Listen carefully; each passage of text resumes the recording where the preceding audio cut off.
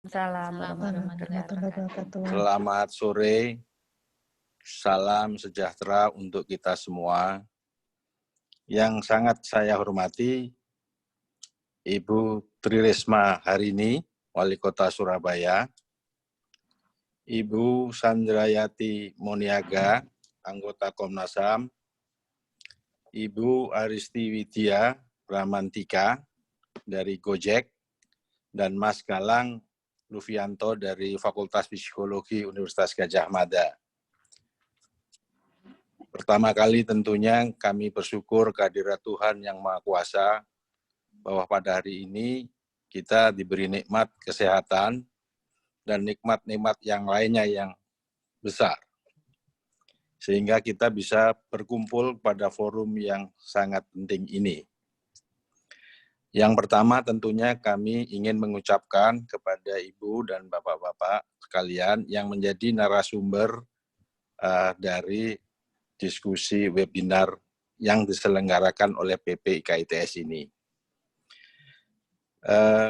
Selanjutnya tentunya kami berharap bahwa apa yang akan disampaikan oleh narasumber kita itu akan bisa menjadi semangat kita untuk bisa berbuat lebih baik. Karena kami yakin bahwa perjalanan daripada ibu-ibu semuanya ini, Ibu Risma, Ibu Sandra, dan Ibu Aristi Widya, itu tentunya banyak hal yang akan bisa mengilhami kita, memotivasi kita. Karena saya yakin bahwa saya terutama dengan Ibu Risma telah mendengar sendiri betapa Ibu ini telah mengenergizing kita. Tidak hanya mengenergizing, tapi Ibu juga memberikan di samping semangat, juga memberikan yang namanya judgment. Jadi memang di top karir kita ini, ada dua hal yang paling penting, yaitu adalah energizing sama judgment. Dan hari ini kita akan mendengarkan dalam suasana yang sulit pun, leaders kita itu biasanya akan memberikan dua hal itu. Untuk itu kami sekali lagi mengaturkan terima kasih kepada Ibu Risma, Ibu Sandra, Ibu Aristi Widya, dan Mas Galang yang telah berkenan memberikan pompa semangat kepada kita semuanya. Kita menyampaikan terima kasih dan penghargaan sekali lagi. Dan kami sekaligus mohon maaf jika dalam penyelenggaraan ini ada hal yang tidak berkenan. Saya kira tanpa mengurangi supaya ini cepat bisa kita mendengarkan apa-apa yang penting di dalam diskusi kali ini, saya mengakhiri dengan harapan bahwa kita akan terus berupaya yang terbaik untuk bangsa dan negara. Wabillahi taufik wal hidayah. Wassalamualaikum warahmatullahi wabarakatuh. Waalaikumsalam warahmatullahi wabarakatuh. Terima kasih Cak Topo, Pak Ketum PPIKITS sudah berkenan menyampaikan sambutan sekaligus membuka secara resmi webinar kita pada siang hari ini. Baik, Bapak Ibu partisipan sekalian, pada siang hari ini kita ada 4 narasumber, tetapi nanti akan dibuatkan 2 sesi diskusi. Diskusi yang pertama, ini nanti kita akan mendengarkan bagaimana kemudian Ibu Risma selama ini menyeimbangkan, memanage berbagai macam krisis yang terjadi di Surabaya. Ini tentunya kita ingin tahu lebih jauh lagi bagaimana seorang perempuan leader untuk bisa mengelola kota, termasuk juga membalancekan kehidupan keluarganya. Ini tadi saya sempat membaca pertanyaan-pertanyaan yang sudah disampaikan Bu Risma, ini banyak yang ingin tahu lebih jauh.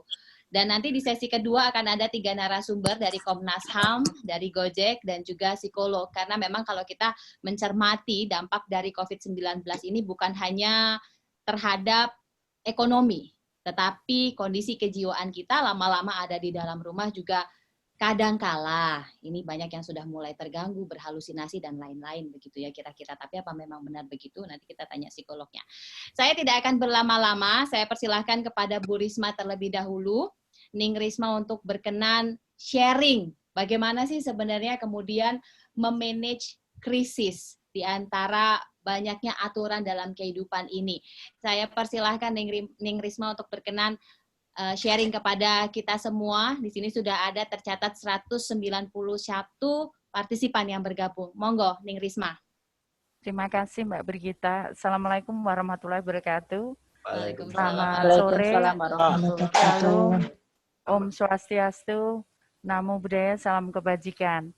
Yang saya hormati Ketua IKITS dan para narasumber yang hadir pada yang akan menyampaikan pada sore hari ini.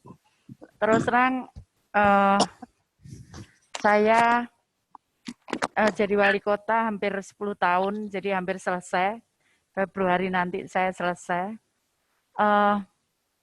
Banyak cobaan yang diberikan Tuhan kepada saya menyangkut kondisi kota. Jadi yang pertama, kalau Bapak Ibu sekalian ingat, waktu itu ada kejadian Air Asia, di mana sekian ratus penumpang kemudian tewas, meninggal, dan kemudian saya harus mengkondisikan itu.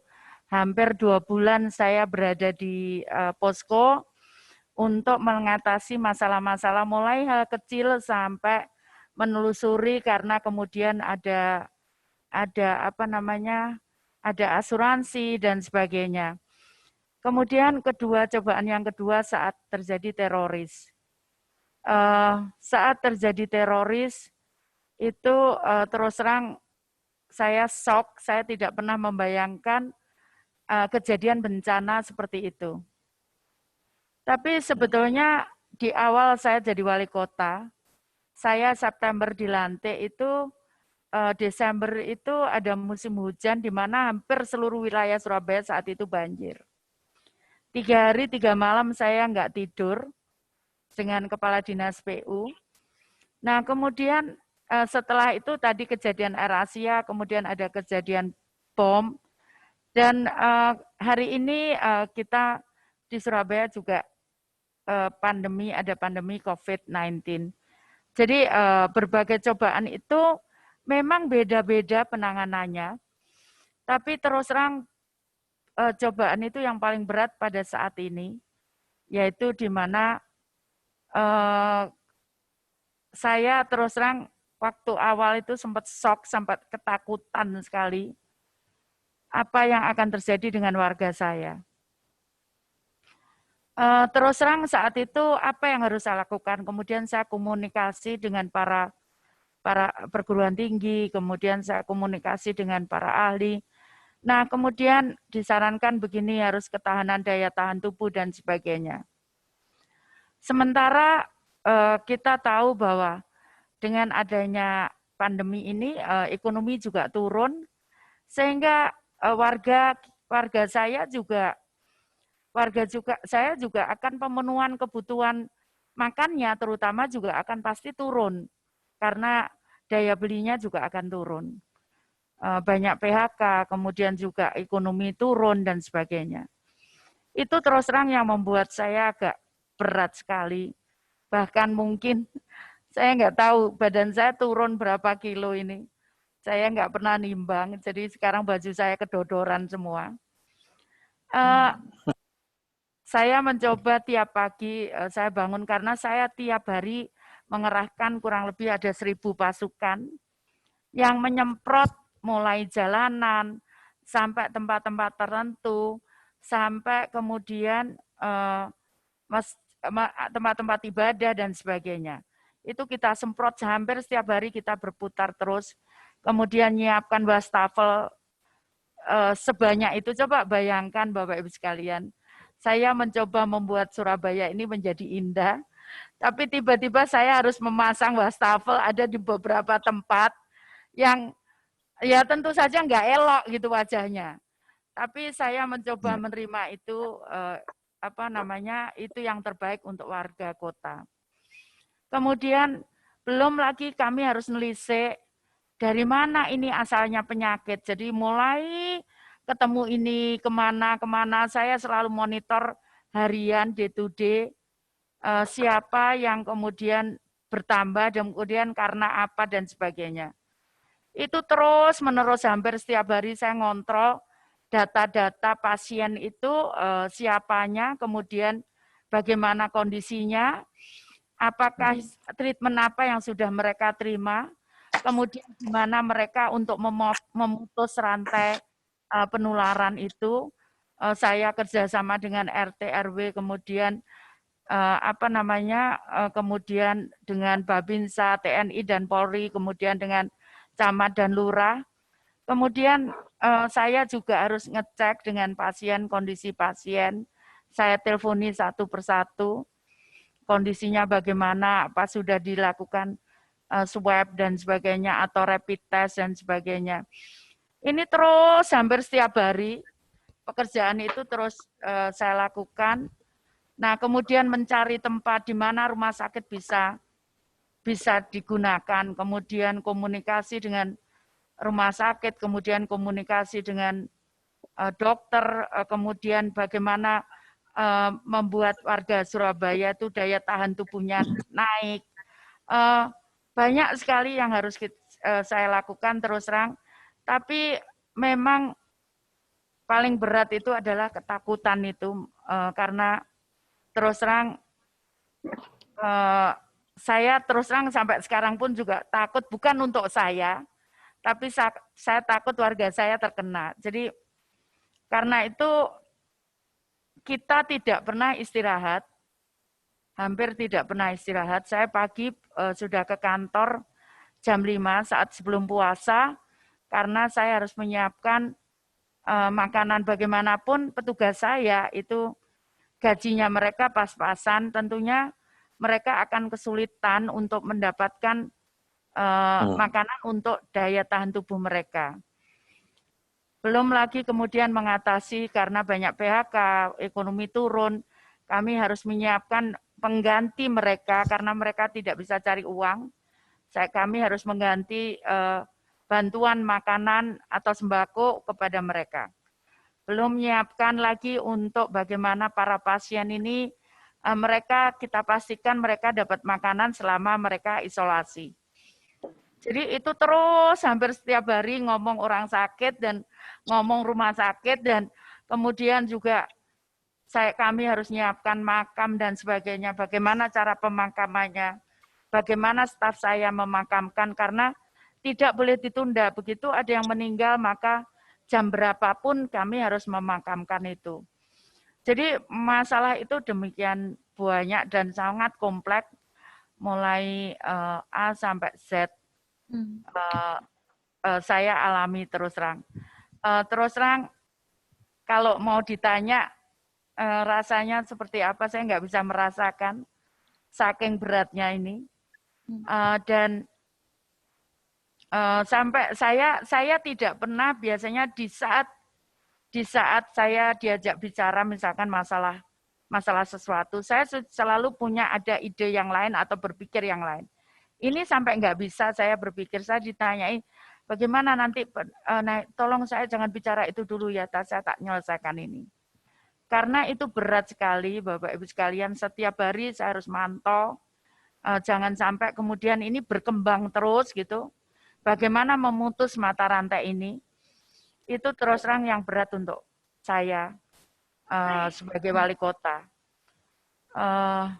Melelahkan dan melelahkan. Melelahkan, kata-kata itu yang paling bisa saya sampaikan. Ya, Bu Risma, kita tentu memahami bagaimana kemudian Ibu dengan dampak yang luar biasa COVID-19 ini, Ibu masih tetap tegar berdiri untuk bisa membuat warga yang Ibu cintai ini benar-benar bisa terhindar dan korbannya terminimalkan. Banyak yang kemudian bertanya, Ibu, ini dari berbagai daerah yang sudah bergabung untuk bisa mendengarkan Ibu dan narasumber lainnya. Bagaimana membuat agar masyarakat ini disiplin? Karena di Jakarta pun berat untuk bisa membuat masyarakat ini disiplin dengan berbagai macam alasan, salah satunya adalah urusan perut. Nah, bagaimana kemudian Bu Risma meyakinkan istilahnya warga Bu Risma supaya mau mematuhi protokol kesehatan yang sudah diterapkan ini, Bu? Ya, Saya beruntungnya ada cuma satu mungkin keuntungan saya saat sebelum kejadian. Jadi saya mau mulai wali kota, kita memberikan makanan setiap hari untuk lansia miskin, kemudian untuk anak yatim dan orang disabilitas dan orang kena kanker, TBC dan HIV yang dia berpenyakit, dan beberapa orang misalkan petugas yang memang dia secara fisik dia berbahaya, itu kita berikan makanan setiap hari. Sehingga saat kejadian ini kami hanya memikirkan bagaimana dampaknya, terutama untuk warga yang terkena PHK dan atau dia tidak bisa berusaha. Contohnya misalkan saat sekolah ditutup, itu penjual makanan di sekolah tentunya tidak bisa bekerja. Nah, saya juga bersyukur data masyarakat berpenghasilan rendah kemarin mendapatkan bantuan dari Kementerian Sosial. Meskipun kita juga alokasikan, tapi ternyata bisa dipenuhi dari Kementerian Sosial. Nah, sehingga saya juga bersyukur sekali, saya terima kasih kepada seluruh penyumbang, sehingga saya bisa memanfaatkan sumbangan-sumbangan dari seluruh masyarakat, termasuk ada beberapa teman alumni TS yang menyumbang. Itu kita bagi untuk sembako untuk mereka yang memang membutuhkan, terutama yang PHK dan sebagainya. Karena kalau yang terdata di masyarakat itu sudah dibantu oleh kementerian, yang kurang itu sudah dibantu oleh Kementerian Sosial. Jadi itu. Tapi sekali lagi memang ini tidak mudah sebetulnya. Saya pada awal-awal selalu turun ke pasar, ke tempat warga berkumpul, ke kemana-mana saya turun, saya sosialisasi sendiri. Bagaimana mengajarkan disiplin kepada warga. Di samping saya terus menghimbau, kita putar itu rekaman saya, suara saya ada di mana-mana, itu kita putar terus. Kemudian saya juga membuat surat protokol, ada kurang lebih 19 protokol yang kita buat, baik di perumahan, apartemen, pertokoan, mal, dan sebagainya. Itu kita buat untuk warga bisa mematuhi itu. Meskipun banyak yang masih belum itu, tapi sudah mulai terasa memang warga mengerti dengan apa yang saya sampaikan. Termasuk saya harus bicara dengan anak-anak muda dan sebagainya. Itu yang coba kita lakukan. Meskipun berat, jadi saya juga kemudian berbahasa Madura, saya nggak bisa bahasa Madura. Jadi saya membuat catatan, kemudian diterjemahkan, kemudian saya baca. Katanya orang-orang ini pidato, apa-apa gitu kan. Ya, apapun harus saya lakukan, ya saya melakukan itu. Kenapa? Karena gerak saya sudah dibatasi, saya harus tidak terlalu banyak bergerak, karena usia saya juga sudah tua, kan bahaya itu kan kalau karena daya tahan tubuh bisa turun karena usia. Nah, kemudian saya juga selalu berkomunikasi dengan masyarakat, terutama dengan surat-surat, saya membuat edaran dan sebagainya untuk masyarakat mengerti tentang apa-apa yang saya inginkan. Di samping waktu itu saya berputar terus gitu, tapi sekarang relatif jarang karena saya harus pasiennya banyak sekali. Jadi saya harus memikirkan bagaimana menempatkan di rumah sakit mana dan sebagainya. Seperti itu. Jadi memang sebetulnya kalau protokol ini, disiplin itu bisa kita ikuti, insya Allah tidak terjadi apa-apa. Tracing kita itu tidak keluar dari angka-angka atau orang-orang yang sudah benar-benar kita tracing. Itu hasilnya sebetulnya. Cuman kan masalahnya memang tetap harus kita tidak boleh sembrono, kita tidak boleh ceroboh, tetap kita harus itu. Nah, ini yang terus kemudian kita minta warga untuk mentaatinya. Gitu.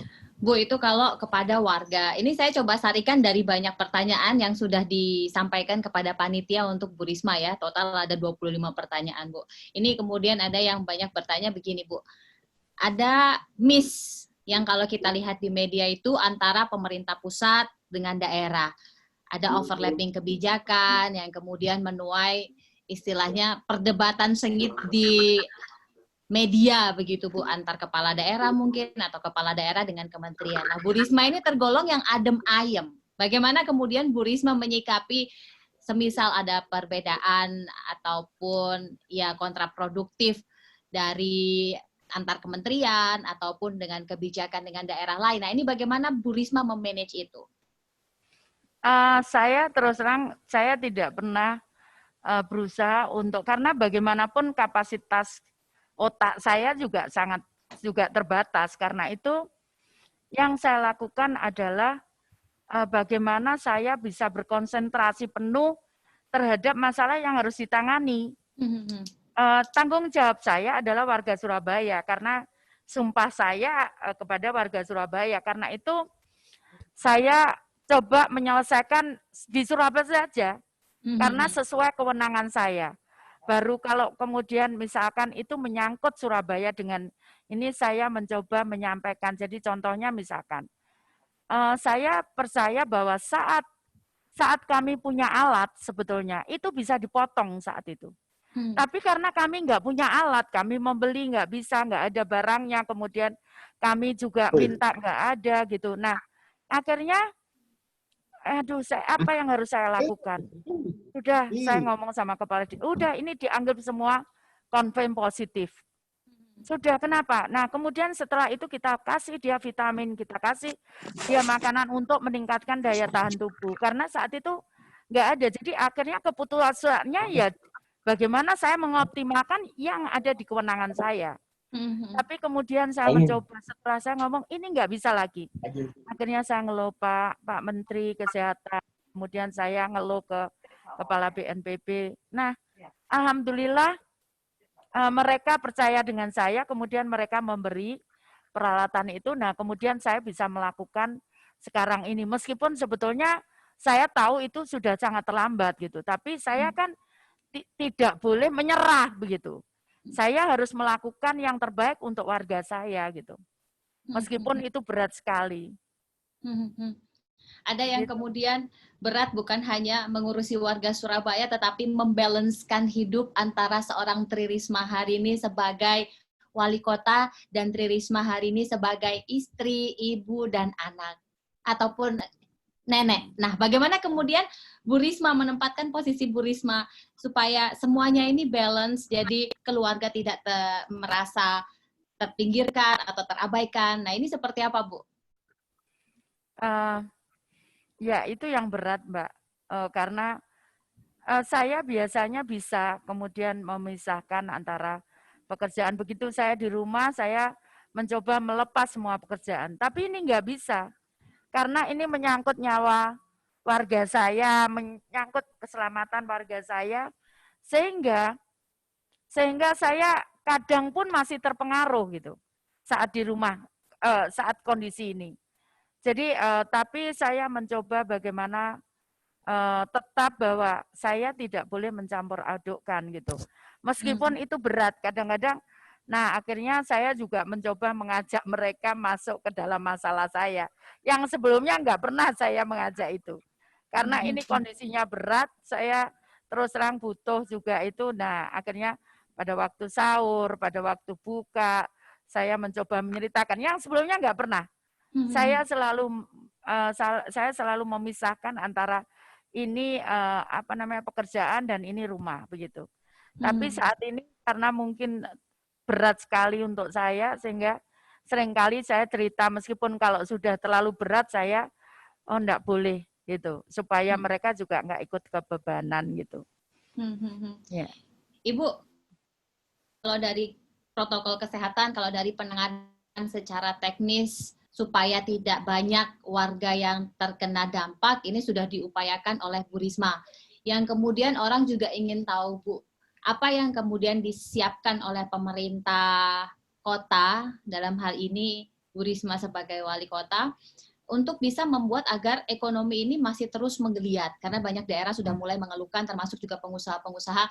Ini kita udah nggak kuat kalau selesai Lebaran ini masih seperti ini, kita sudah nggak bisa bayarin pegawai, dan arus PHK ini pasti tidak terhindarkan. Nah, bagaimana Bu Risma menyikapi hal ini? Jadi selain membuat kebijakan-kebijakan yang meringankan mereka, contohnya misalkan kami tidak menarik pajak hotel dan restoran selama 2 bulan. Kemudian kami membebaskan untuk masyarakat berpenghasilan rendah, untuk PDAM-nya itu free. Nah, kemudian kami juga membebaskan beberapa masalah kita berikan keringanan untuk sewa tanah dan sebagainya. Nah, selain itu memang sebetulnya kalau kita frame-nya, tracing-nya betul, sebetulnya kita tidak perlu takut karena orang-orang ini dan pengawasan kepada orang-orang ini yang terkena penyakit ini bisa kita disiplinkan, maka sebenarnya tidak perlu takut gitu. Cuman karena kita juga masih masih takut terhadap itu, seringkali ada juga dari luar yang kita tidak bisa pantau.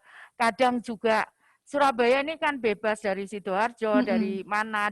Nah, itu karena itu yang sulit untuk menjaga itu. Tapi sebetulnya kalau kita disiplin, kemudian kita tahu semua bergerak, tidak hanya Surabaya, maka kita tidak perlu takut sebetulnya. Karena penyakit itu cirinya sudah bisa diketahui.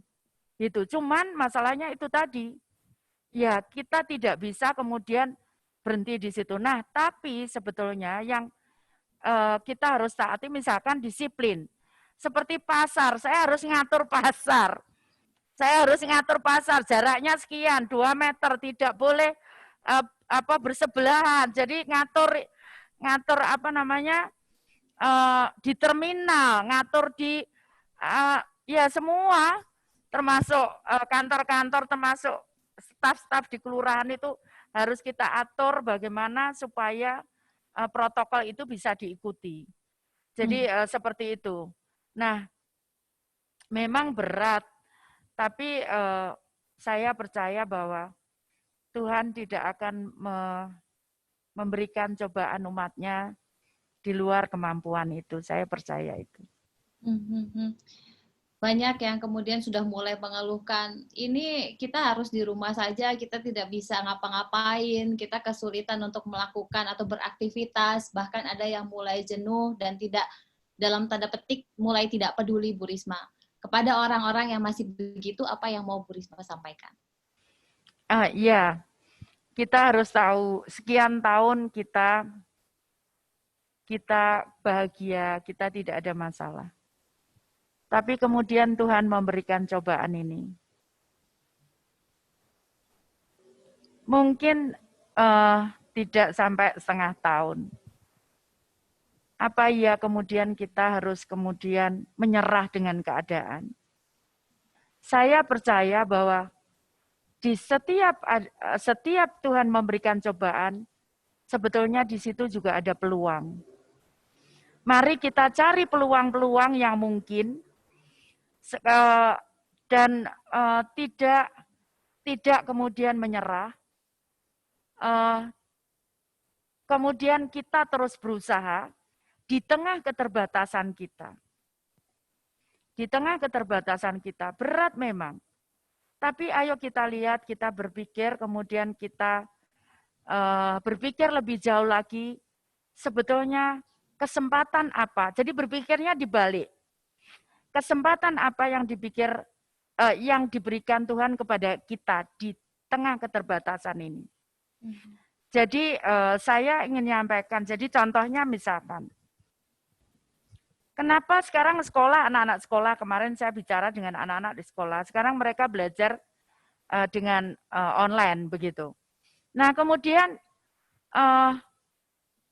sebetulnya kenapa Tuhan memberikan itu sehingga pandemi, sehingga kita harus melakukan ini. Itu sebetulnya Tuhan menyampaikan message menurut saya bahwa kamu nggak bisa, kamu ke depan, kamu harus gunakan ini. Jadi artinya ayo kamu berpikir begitu dan kamu berusaha bagaimana kamu bisa di tengah keterbatasan ini kamu menggunakan itu. Kita bayangkan saat itu mungkin sekolah secara virtual itu baru 10 atau 15 tahun yang ke depan. Tapi ternyata dimajukan oleh Tuhan sehingga kita nggak mau kita harus melakukan saat ini gitu. Jadi itu yang terus terang ya saya harus berpikir positif untuk saya sendiri juga tidak lockdown gitu. Saya sendiri tidak putus asa dan saya masih harus menyemangati warga saya. Begitu.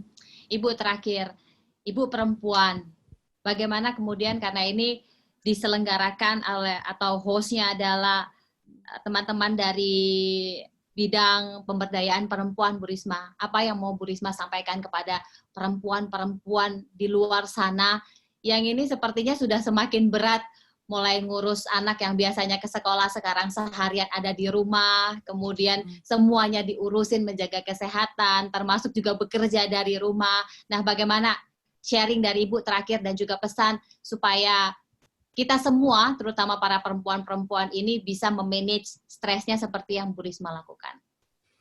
Ya, Mbak Brigita, dulu sempat orang mengeluh karena dengan adanya gadget, anak-anak jauh dengan orang tuanya. Dia sibuk dengan temannya yang jauh di sana. Jadi kalau ngomong, yang jauh terasa dekat, yang dekat terasa jauh. Karena kita satu meja tapi nggak ngomong, semua pegang gadgetnya masing-masing, semua pegang gawainya masing-masing, nggak bicara sama sekali.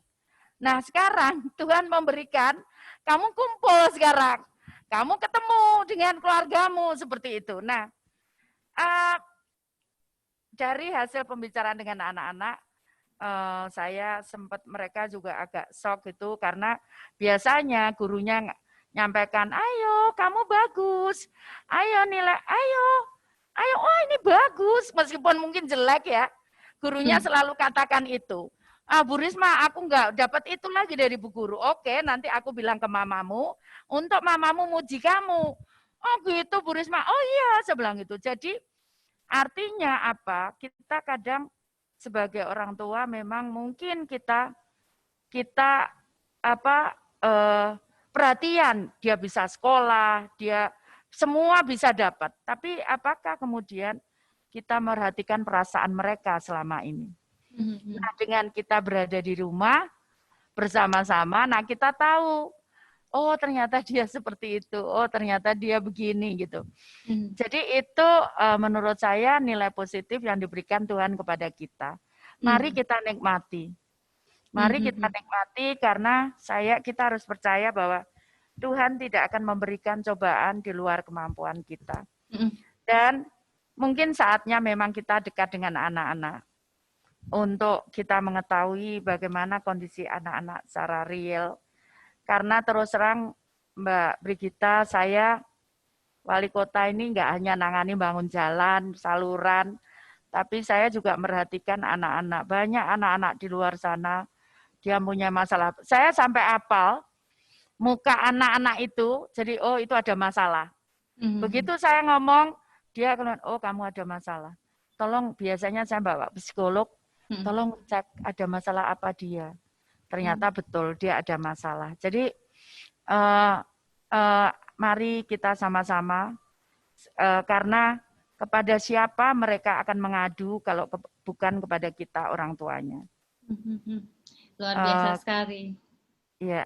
Ya, ini untuk menenangkan para audiens khususnya yang berada di Jawa Timur dan Surabaya, tempat Bu Risma sekarang memimpin. Stok pangan semuanya aman ya, Bu? Alhamdulillah aman. Sekarang saya lagi mengajak warga saya untuk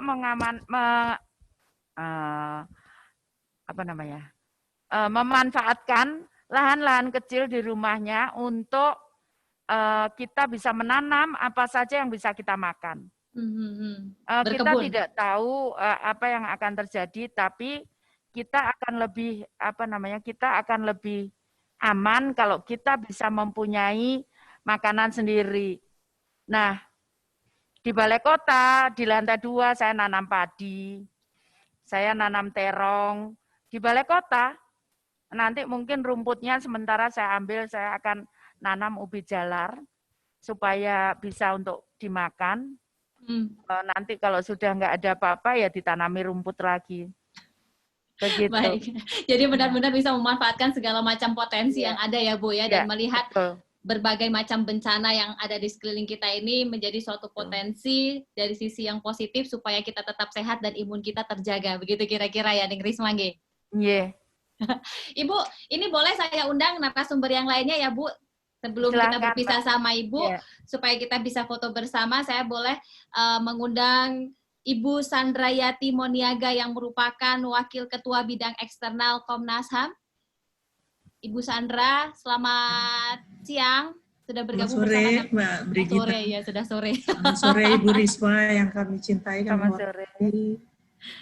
Ya, selanjutnya ada Mbak Aristi Widya Bramantika. Halo, ya, yang merupakan Senior VP for People and Culture dari Gojek. Halo Mbak Widya. semuanya, iya. panggilannya Kenapa kok ngono Ika. iku? Ika, Mbak Ika nggih. Apa kabar Mbak Ika? Sehat Mbak Ika? Alhamdulillah sehat. Katanya Semoga Gojek habis semuanya bagi-bagi sehat. THR untuk ini ya, pengemudinya ya? Waduh, saya saja belum dapat kabarnya. Bocoran dari teman-teman pengemudi Gojek konon kabarnya. Oh. Dan selanjutnya ini saya mengundang juga Mas Galang Lufitianto, psikolog dari Yogyakarta UGM. Mas Galang. Halo, selamat sore Mbak Brigita. Selamat sore Bapak Ibu semuanya. Sore. Sore. Boleh Selamat kita foto sore. bersama terlebih dahulu teman-teman panitia sebelum berpisah dengan Bu Risma? Sudah. Baik. Terima kasih. Bu Risma, ada lagi yang mau disampaikan? Oke. Terima Semangat kasih Bu semuanya, Risma. Semangat semuanya. Bu Risma Semangat, sehat-sehat. semangat. Kita mendoakan Bu Semangat. Risma. Tidak boleh menyerah. Salam hormat Bu Tidak Risma boleh dari menyerah. teman-teman Komnas.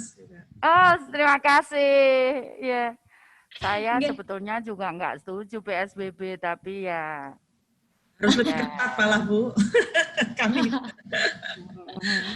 terima Semakin kasih. dibatasi. Terima kasih Bu Risma, Terima Jaga sehat-sehat, kesehatan, Bu lancar-lancar. Terima Matur Jaga nuwun Neng kesehatan, Bu. Risma Ya, sudah terima berkenan kasih. menyampaikan atau menyempatkan waktunya untuk bisa sharing bersama kita. Itu tadi seluruh partisipan bagaimana Bu Risma menyikapi, memanage krisis. Sudah banyak yang dilalui dan ternyata saat ini merupakan yang paling berat karena banyak hal yang tidak sesuai dengan keinginan kita tetapi harus kita jalankan. Mudah-mudahan Bu Risma selalu sehat dan berbagai kebijakannya bisa tepat sehingga bukan hanya Bu Risma tetapi pemimpin-pemimpin lain yang ada di Indonesia ini juga bisa menyelamatkan warganya masing-masing. Baik, kita akan lanjutkan di sesi yang kedua ini, bagaimana memanage krisis between rules in life. Ini tadi ada SPV Gojek. Di masa PSBB ini Gojek sepertinya adalah hal ataupun sesuatu aplikasi yang banyak orang bilang ini sangat membantu sekali. Nah, saya mau tanya terlebih dahulu kepada Mbak Ika. Mbak Ika, ini bagaimana kemudian hal yang kemudian orang kayaknya nggak bisa hidup kalau nggak ada Gojek. Pesen makan, pakai Gojek. Pesen mau kirim barang, pakai Gojek. Semuanya pakai Gojek. Nah ini dulu tidak akan terfikirkan orang seperti ini. Tetapi pada akhirnya kita sudah sampai pada masa ini. Nah, saya persilahkan terlebih dahulu kepada Mbak Ika untuk sharing bersama dengan kita di sini. 10-15 menit cukup ya Mbak untuk sharing sebelum nanti kita menyampaikan pertanyaan-pertanyaan yang sudah diberikan kepada panitia dari para partisipan. Monggo, Mbak Ika. Hai semuanya, terima kasih. Waduh, agak-agak nervous gitu ngeliat Bu Risma, Bu Sandra, Mas Galang gitu kan. Gojek, ya kita sih sering ngomongin kalau di Gojek ya dengan masa-masa pandemi ini termasuk saya gitu ya. Kebayangin ya gimana rasanya pandemi tanpa Gojek gitu. Kayaknya makin Aku stres tanpamu rasanya. butiran debu. Asli gitu kan, kayak remah-rempeyek gimana, terus gimana gitu kan. Nah, tapi juga bagi kami di Gojek ini juga beban sih. Beban karena kan kita di Gojek itu misinya adalah, selalu diingatkan adalah kita kerja di Gojek, lo kerja di Gojek bukan buat lo, tapi lo kerja di Gojek untuk menghidupi jutaan orang di luar sana gitu kan. Jadi ketika pandemi ini terjadi, sama di dalam kita krisis, satu krisis kayak aduh gitu kan ya. Dan bukan krisis gimana Gojek bisa berlangsung, tapi krisisnya kayak gimana Gojek bisa ngebantu jutaan manusia yang selama ini udah kita bantu gitu kan.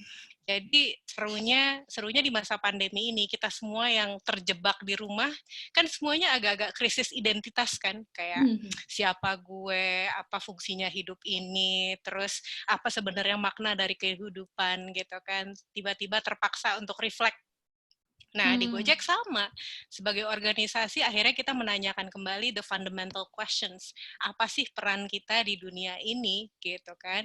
Sampai masing-masing divisi, departemen ditanyain, apa peran lo? What's your fundamental role, gitu kan? Jadi, pertanyaan eksistensial banget. Karena yang kita realize sama semua orang lain, kita kerja rutin tiap hari, akhirnya kita terjebak dalam rutinitas ini kan. Dan kadang suka lupa aja, lupa bersyukur, lupa fokusnya kemana, kenapa kita ada di sini, gitu kan. Terus dengan berbagai macam masalah dan challenges yang selalu berubah-ubah setiap hari. Jadi kalau di Gojek, pertanyaan yang paling seru kalau orang datang ke Gojek nanya gini, how do you manage change di Gojek? Gitu. What's your change management is like? Gitu kan, bagaimana memanage perubahan. Terus kita gini, kita sampai di titik di mana kita sudah tidak memanage perubahan lagi, karena perubahan itu udah menjadi sesuatu yang normal, setiap hari itu terjadi sebuah perubahan gitu. Jadi itu pertanyaan yang sulit sekali untuk kami jawab. Tapi yang seru akhirnya kita belajar bahwa ternyata salah satu atribut manusia yang memang akhirnya berjasa banget gitu ya, mau di hidup, di pekerjaan segala macam, adalah resilience itu kan. Sejauh mana bisa jatuh, bangun lagi, jatuh, bangun lagi, jatuh, bangun lagi. Oh, jalan sana, adapting to situasinya seperti apa. Jadi Gojek sama-sama manusia juga. Dan kayak Bu Risma, kadang-kadang kalau udah semakin terkenal, semakin punya tanggung jawab, semakin lebih merasakan beban, gitu kan. Jadi teman-teman di Gojek juga banyak banget yang stres, stres, nggak tidur, mikirin gimana caranya, apa yang mesti kita ubah, apa yang mesti kita perbaiki, bagaimana kita tetap bisa memberikan dampak terhadap dunia, even di masa-masa pandemi dan krisis ini. Dan belajar banget dari Bu Risma, dan cara pandangnya sih cantik banget ya. Ya, ini memang sebuah masalah, tantangan, tapi ada peluang apa, dan itu kayak pertanyaan yang mudah gitu ya. Iya, kita udah sering dengar, pokoknya bukan masalah, tapi peluang. Tapi beda antara tahu dan melakukan gitu kan, dan tiap hari untuk men-challenge diri, melakukan apa yang sudah dilihat, itu kan salah satu challenge tersendiri. Begitu Mbak Brigita. Mbak Brigita di-mute kayaknya, saya tidak bisa mendengar. Ya, ini bukan hal mudah. Ya, kepencet kayaknya, Mbak. Sudah mulai halusinasi kalau sudah deket-deket duduk maghrib ya. Iya. Kayaknya Gojek ini sepertinya mau tidak mau jadi garda terdepan begitu ya di masa pandemi ini. Sama seperti kalau tim kesehatan kan ketika sudah ada di rumah sakit.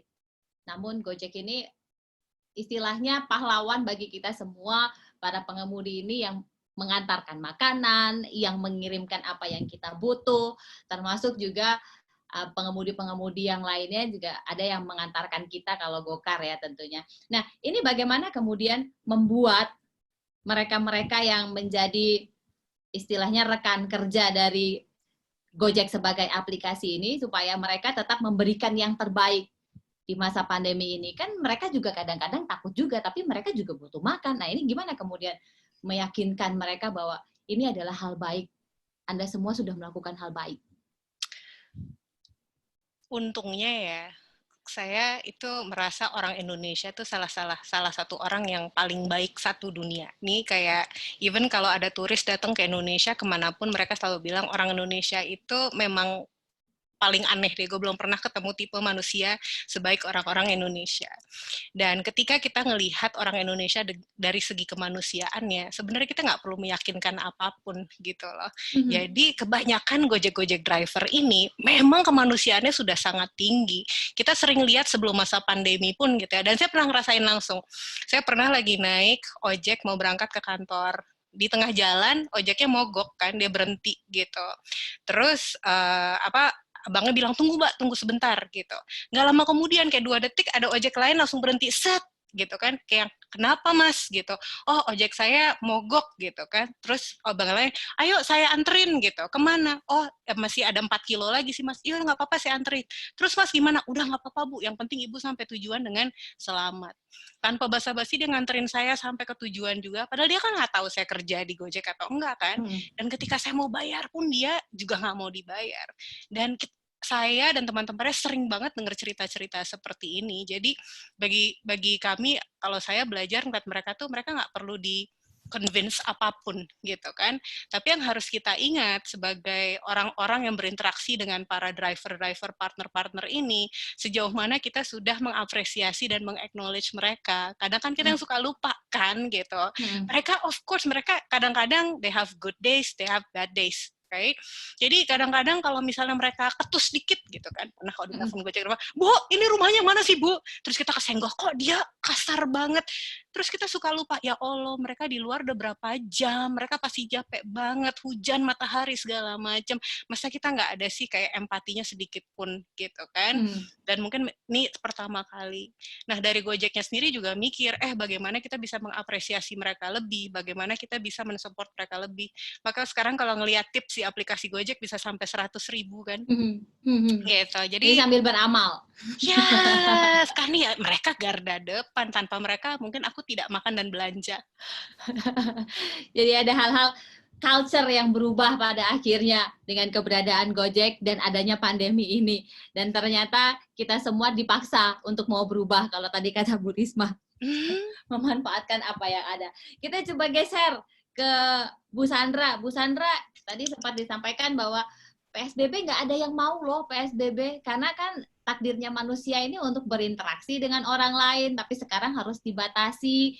Kemudian adalah hak asasi untuk kita bekerja, tetapi kemudian gara-gara protokol kesehatan ini kita semua dibatasi. Komnas HAM sendiri melihatnya seperti apa ya, Bu Sandra? Oke, selamat sore Bapak Ibu semua. Saya makasih nih Mbak Brigita ya. Selamat sore ke tadi siapa Cak Topo. Dan panitia yang mengundang. Sama nih dengan Mbak Ika ya, tadi agak ini juga nih lihat Bu Risma yang sangat tung-tung-tung. Semangatnya luar biasa. Luar biasa, dedikasi luar biasa dan real.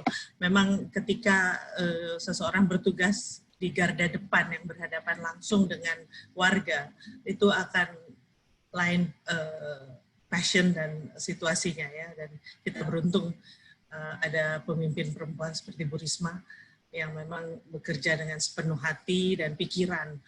Tapi kita doakan semoga beliau sehat terus dan juga seluruh keluarganya juga sehat. Jadi kembali ke pertanyaan Mbak Brigita tadi, Komnas sebenarnya telah mengeluarkan satu laporan atas satu kajian cepat pada bulan April lalu. Kami menyampaikan beberapa catatan membandingkan dengan beberapa negara lain dan membaca analisa yang ada, itu masih bulan April ya. Kemudian ada rekomendasi. Tapi catatan utama Komnas pada prinsipnya, pembatasan sosial itu bukan non-derogable rights atau hak yang tidak bisa dikurangi. Jadi dalam konsep hak asasi manusia, kita tahu ada hak ekonomi, sosial, budaya, sipil, politik ya, ada macam-macam. Ada hak-hak yang bisa dikurangi, ada yang tidak bisa dikurangi. Nah, yang tidak bisa dikurangi itu misalnya hak hidup. Hak untuk menjalankan agama misalnya. Itu hak untuk tidak direndahkan martabatnya. Misalnya hak tidak diperbudak. Nah, dalam konteks PSBB itu adalah pembatasan sosial dalam rangka negara menyelamatkan hak hidup dari banyak orang. Karena pembatasan sosial ini kan bukan tanpa tujuan. Bukan, kalau bahasa anak Jakarta bukan ujuk-ujuk, ada pembatasan sosial, tetapi ada penyebabnya. Ada satu wabah, atau pandemi COVID-19 yang telah mengorbankan begitu banyak orang sampai meninggal, ada yang menderita sakit, ada yang dalam kondisi tidak jelas misalnya. Nah, untuk itu perlu ada langkah-langkah tegas. Dan dari berbagai pengalaman maupun pendapat ahli, memang harus ada pembatasan gerak untuk membatasi meluasnya pandemi ini.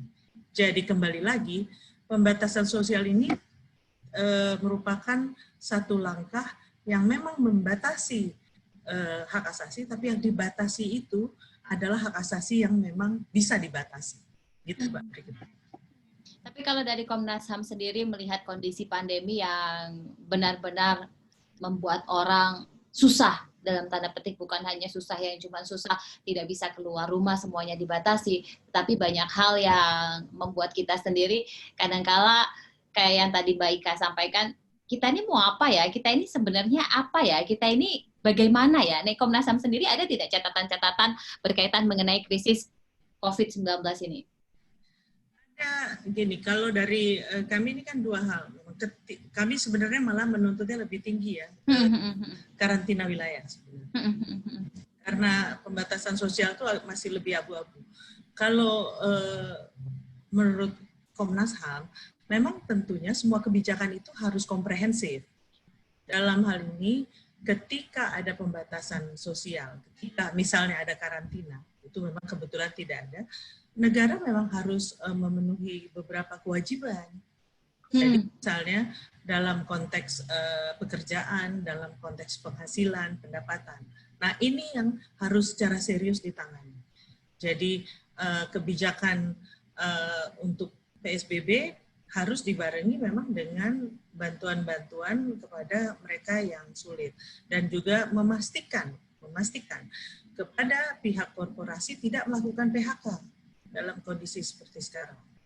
Nah, tapi ini semua kan yang tidak mudah. Kalau kita tahu di Jakarta misalnya, bantuan tunai langsung tidak jelas, bantuan itu diterima oleh orang-orang yang tidak semestinya menerima misalnya. Tapi di sisi lain, sebagai warga, kita juga tahu itu banyak faktor internal dari orang-orang juga ya, yang ya jujur aja, di negara kita kan masih banyak, masih sedikit orang yang bisa disiplin. Sedikit orang yang bisa taat hukum. Behavior. Baik behavior, kemudian juga aparat penegak hukum juga banyak yang tidak konsisten. Tidak melakukan upaya penegakan hukum. Ini juga ada. Jadi kalau kita mau lihat, kebijakan negara ada, tapi memang harus secara konsisten dijalankan dengan segala prasyaratnya. Yang kedua, warga sendiri juga harus belajar untuk disiplin, belajar untuk menjadi warga negara yang baik, yang taat hukum, yang juga peduli dengan orang lain.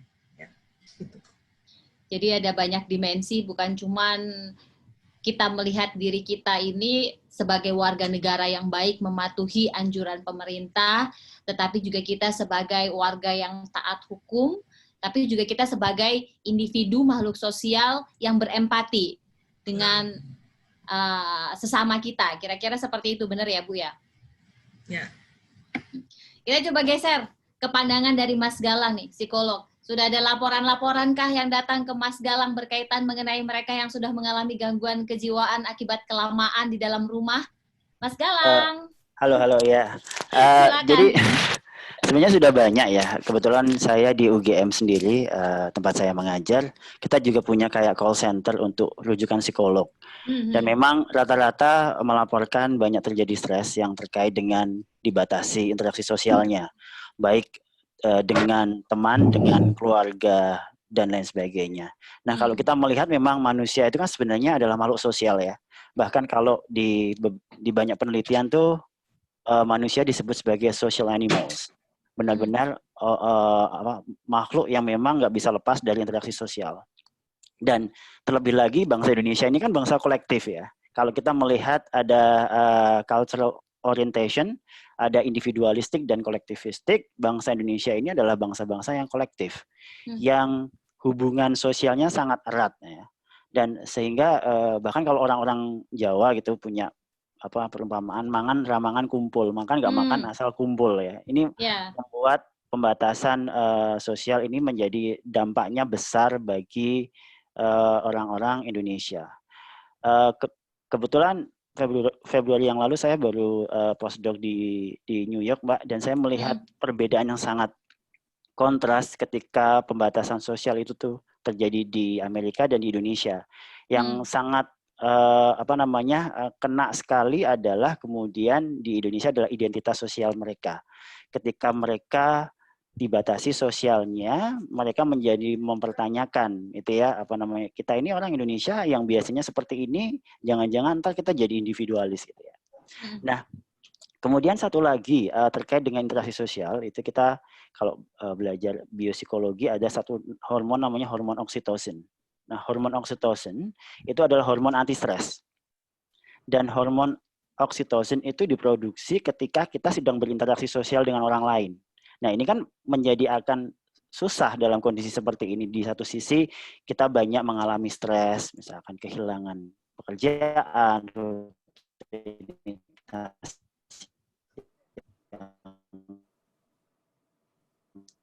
ini sepertinya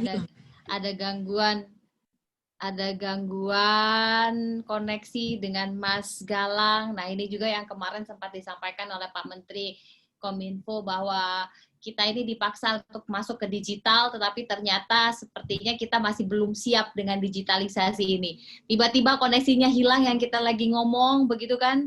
Langsung blank, langsung hang. Nah, ini ujian kesabaran ketika akan berbuka puasa. Silakan Mas Galang dilanjutkan. Kesabarannya masih cukup banyak ya, Mas ya? Lagi siomay buat buka. Silakan Mas Galang. Masih agak panas. Suara saya sudah normal ya? Udah normal, Mas. Oke. Jadi tadi saya sempat menjelaskan ada kita ada namanya hormon oksitosin ya. Hormon oksitosin itu hormon anti stres dan itu kita produksi ketika kita bisa berinteraksi dengan orang lain. Nah, hal ini kan menjadi akan sulit dalam kondisi seperti ini. Di satu sisi kita banyak mengalami stres karena mungkin kehilangan pekerjaan, rutinitas terbatas. Di satu sisi kita nggak bisa memproduksi hormon oksitosin karena interaksi sosial kita dibatasin.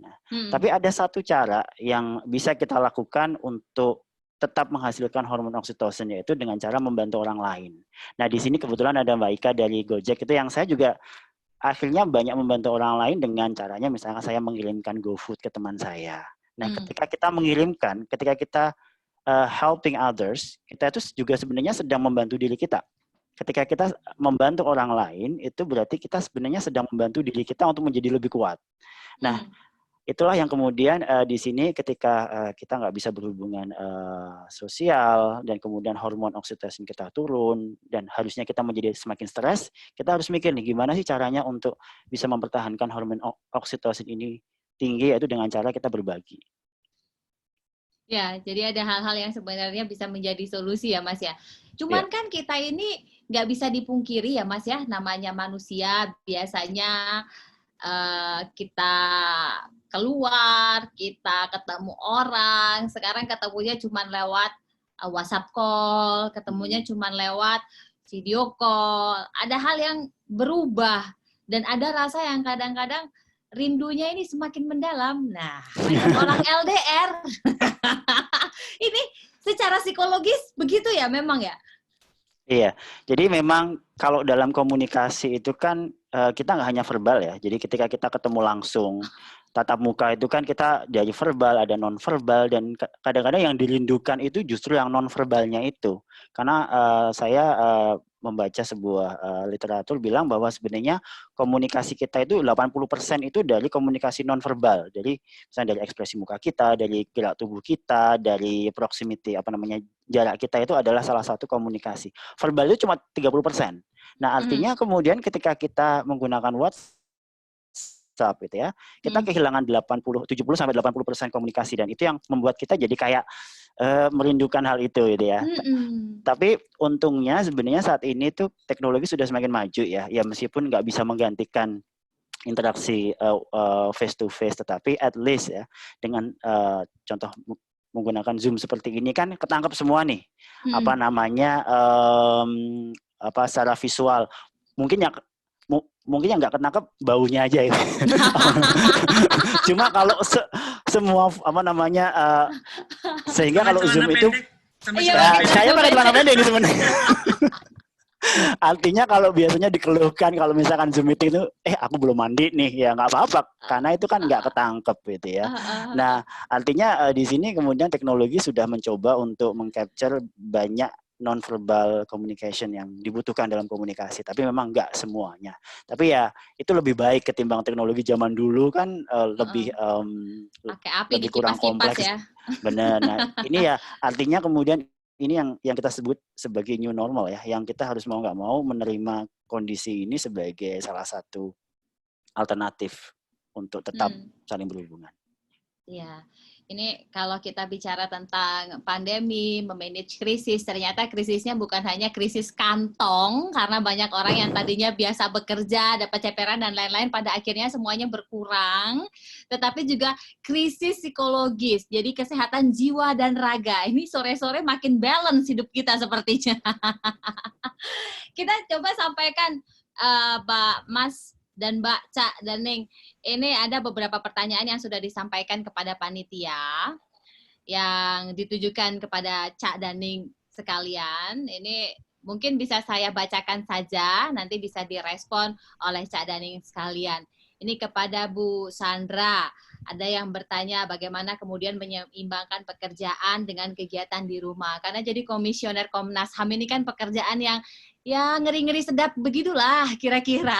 Dari rapat ke rapat, kayaknya Zoom meeting ini setiap hari dan setiap jam ya Bu, dalam sehari bisa banyak Zoom meeting kira-kira. Balancingnya bagaimana? Kapan waktunya masak, kapan waktunya main sama anak, nah ini nanti bisa dijelaskan.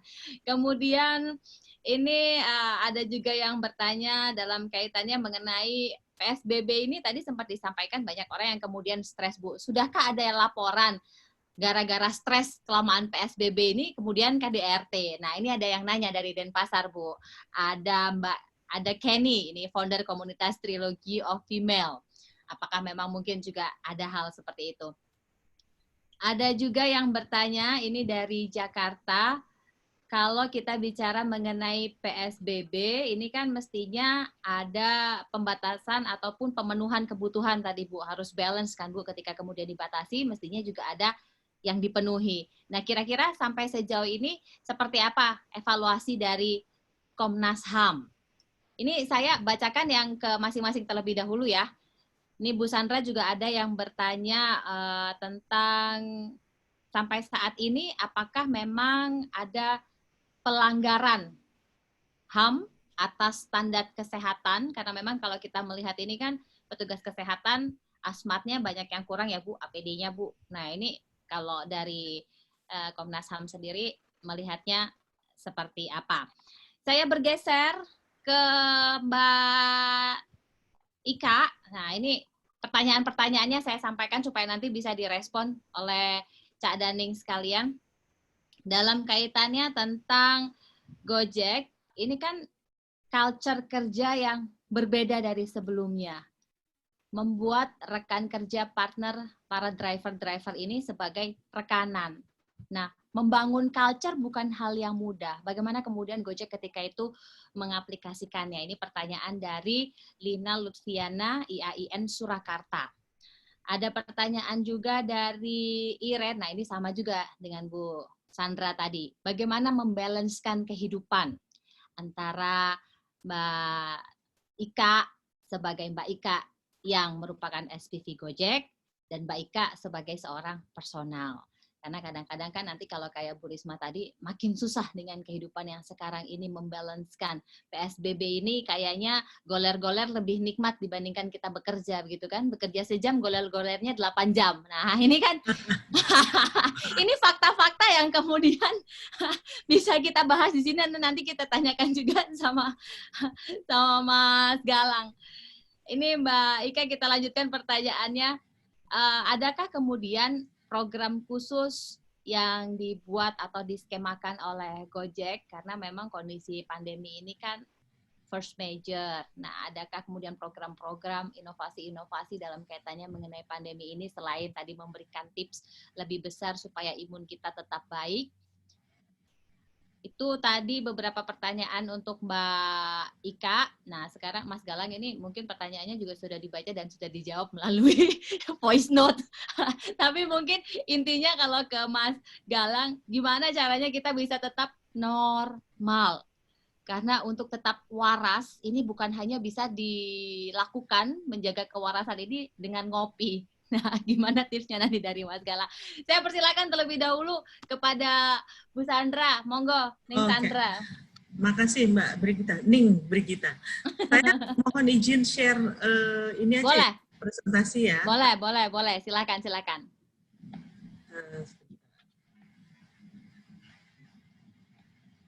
Jadi Bapak Ibu, saya memang ini bisa kelihatan nggak ya? Kelihatan.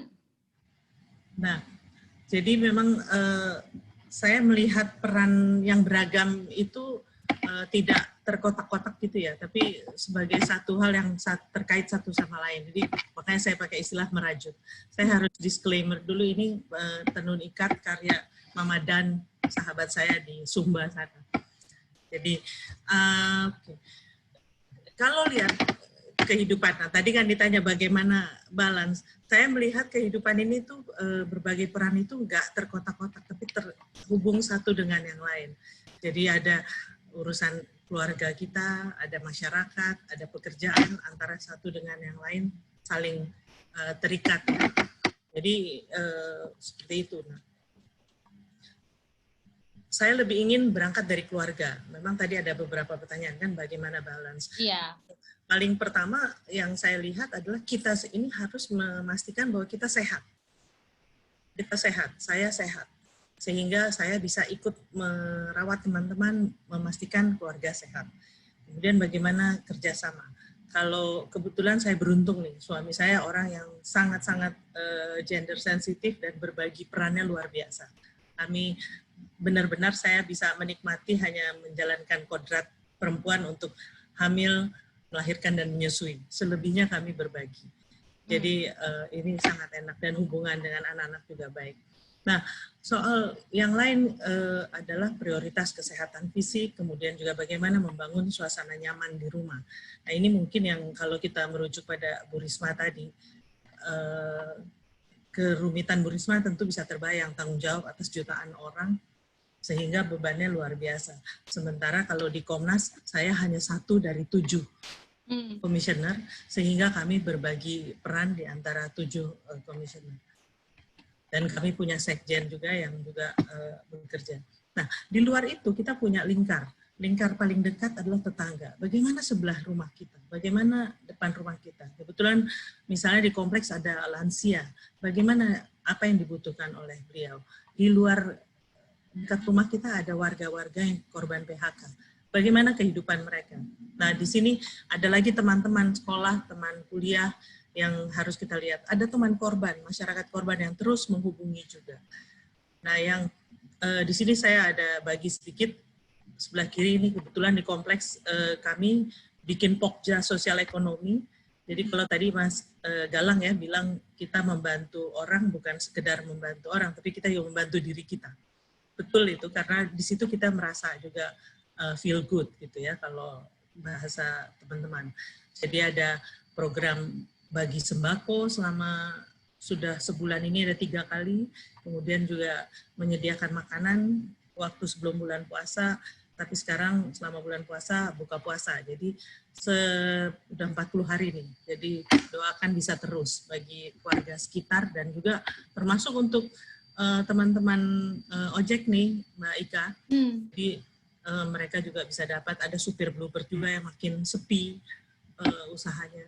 Nah, di sebelah kanan ada Pokja lingkungan dan kesehatan, mereka yang bikin protokol, bikin sarana-sarana lain. Ini kita pastikan, dan ada pertanggungjawaban keuangan buat semua yang harus terus dilakukan. Bagaimana dengan teman-teman?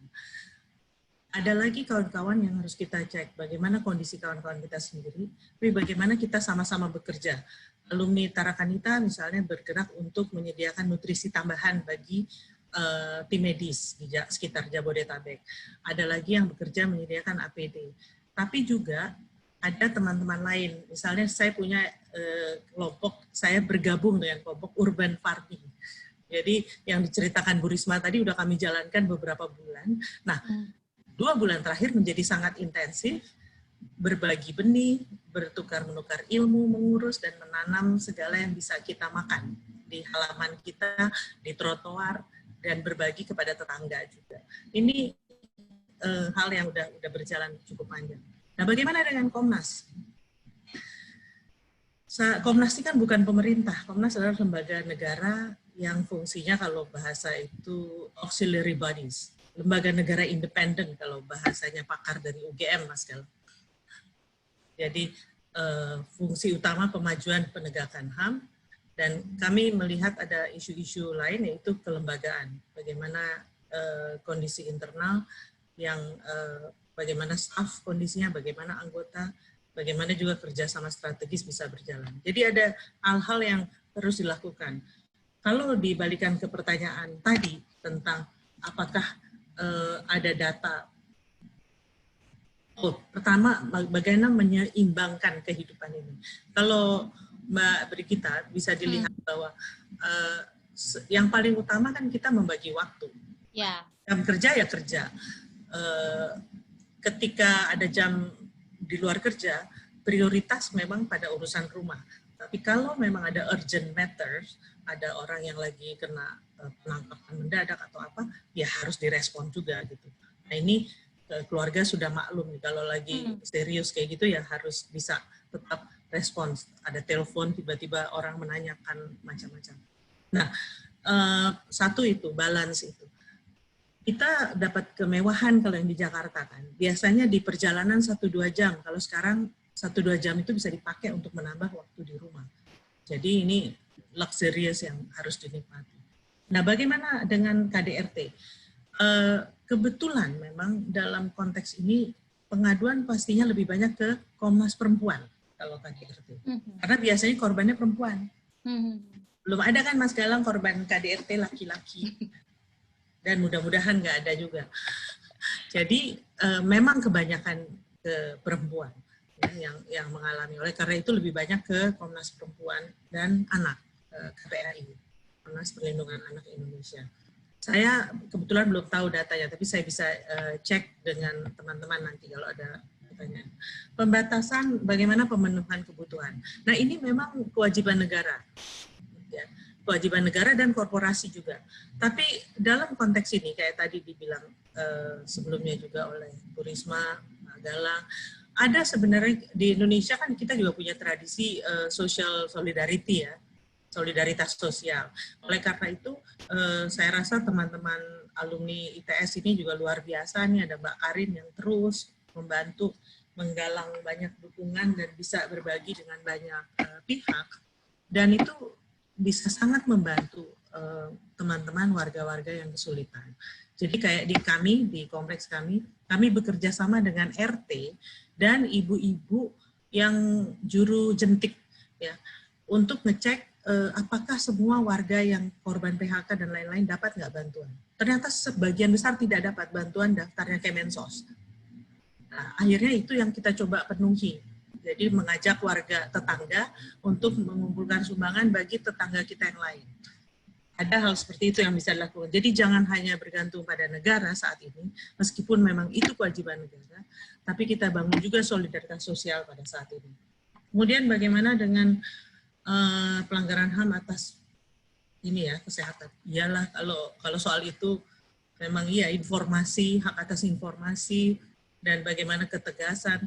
Komnas itu tuntutannya adalah karantina wilayah sebenarnya. Karena menurut kami PSBB tidak cukup.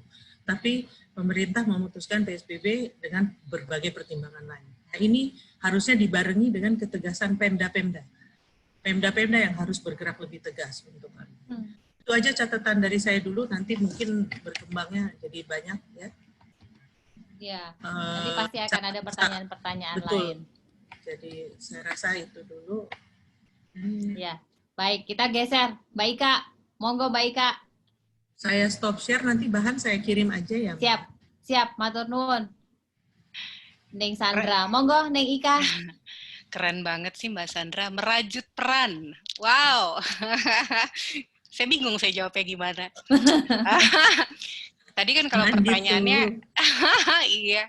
Tadi kan kalau pertanyaannya hubungan dengan culture, bagaimana membalance life di semua peran ini, dan kalau ada inovasi-inovasi baru dari Gojek apa sih gitu ya. Ya. Nah ini agak related semuanya sebenarnya. Jadi culture, aduh gue cinta banget sama yang namanya culture. Gue nggak paham 100%, tapi itu salah satu my biggest curiosity. Nah, satu yang bikin saya fascinated banget tentang culture, kalau di ujuk-ujuk gitu kan ya, the number one fundamental question about culture gitu ya adalah what do we believe in? Apa sih yang kita percaya seutuhnya? Itu yang akan membentuk culture-nya gitu kan. Kayak orang Indonesia gitu kan dengan culture gotong royong. Itu kan bibitnya percaya, oh kita percaya membantu orang lain itu baik. Makanya tadi kalau katanya Mas Galang, kita adalah makhluk yang sangat sosial dan kolektif di Indonesia karena kita percaya ya hubungan manusia itu hal yang sangat baik. Nah, di Gojek itu dari dulu sampai sekarang belief-nya yang paling kuat itu memang ada dua. Satu, kita percaya banget sama social impact. Dua, kita percaya banget sama inovasi. Gitu. Karena dari inovasi-inovasi ini yang bisa membuahkan dampak-dampak yang lebih positif lagi buat siapapun gitu kan. Jadi dengan basic question itu, kalau kita, if this is our why, kalau ini our why, kenapanya, right, the belief, how-nya bisa berbeda, what-nya bisa berbeda, asal belief-nya sama terus gitu kan. Makanya what-nya Gojek dulu dari 5 tahun yang lalu sampai sekarang udah sangat berbeda kan. Kayak dulu awalnya call center bukan aplikasi gitu, tapi belief-nya masih sama. Sekarang kayak kita punya berpuluh-puluh produk dan inovasi baru gitu kan, what-nya bisa sangat berbeda. Nah, itu yang bagi saya menarik karena hubungannya apalagi dengan sekarang ada inovasi apa baru di Gojek gitu kan. Inovasi itu kan nggak harus sesuatu yang besar banget. Inovasi itu kan adalah solusi kreatif terhadap sebuah permasalahan. Jadi kayak misalnya tim riset aja gitu ya, tim risetnya di Gojek, bagaimana melakukan riset kalau nggak bisa ketemu orang? Ya kan kayak gimana, tapi mereka tetap harus melakukan riset. Nah, akhirnya mereka menemukan cara-cara baru untuk melakukan riset yang akhirnya menemukan data-data baru yang selama ini nggak pernah kita temukan. Itu kan menarik. Jadi ketika kita men-challenge cara kita yang selama ini kita anggap itu normal, terus kita terpaksa harus buang setir, toh akhirnya kita belajar hal yang baru gitu. Nah, enak banget kalau di science, ilmuwan ada yang bilang bahwa kesalahan itu nggak ada yang kebetulan. Karena semua penemuan-penemuan yang paling kece di dunia itu terjadi karena sebuah kesalahan. Gitu kan. Kalau yang tahu cara kita menemukan microwave, itu kan nggak sadar gitu. Dia kayak tiba-tiba lagi ngetes radar, terus coklat di kantongnya meleleh. Terus gini, kenapa coklat di kantong gue meleleh gitu kan.